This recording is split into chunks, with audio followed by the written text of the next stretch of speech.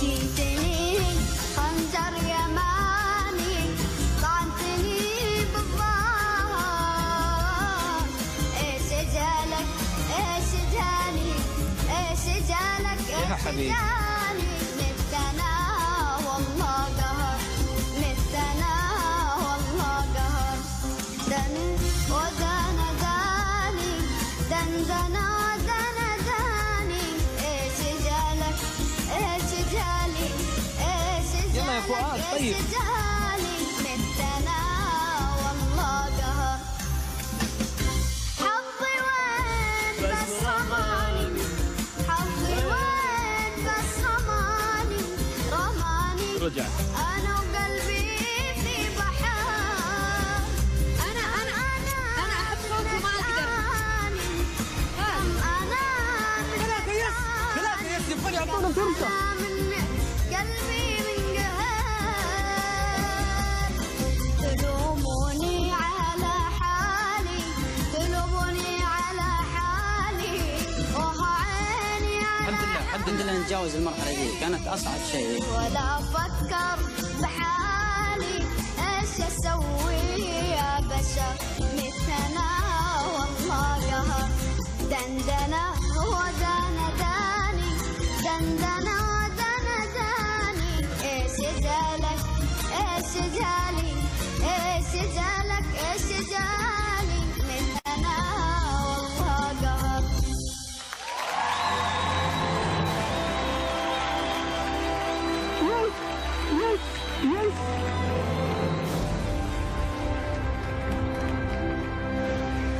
وسيم، أنا أحب صوتك مرة. صوتك غصبا عني يخليني أختارك، بس مو مسموح تغني برا الإيقاع. بليز وسيم، إحنا كلنا مؤمنين فيك.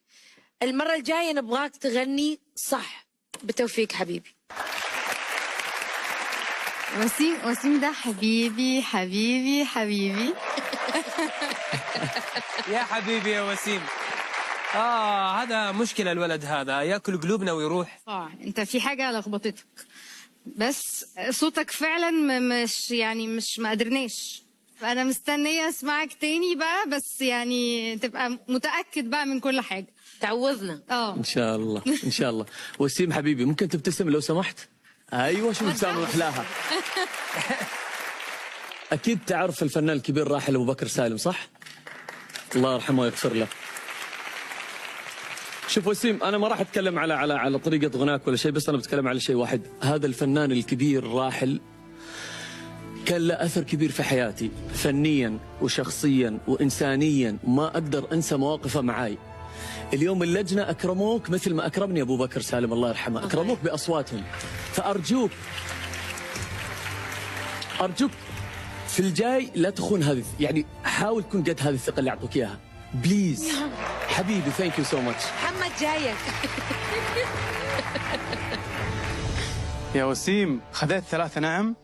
بالتوفيق لك، نشوفك نهاية الحلقة. بالتوفيق يا حبيبي. طارق انتظرك. وسيم، شوف بالنسبة لي حتى لو ما فزت فأنت تعتبر بالنسبة بعيني فايز. تمام؟ يا سلام الفنان وسيم يا جماعة الخير. يعطيك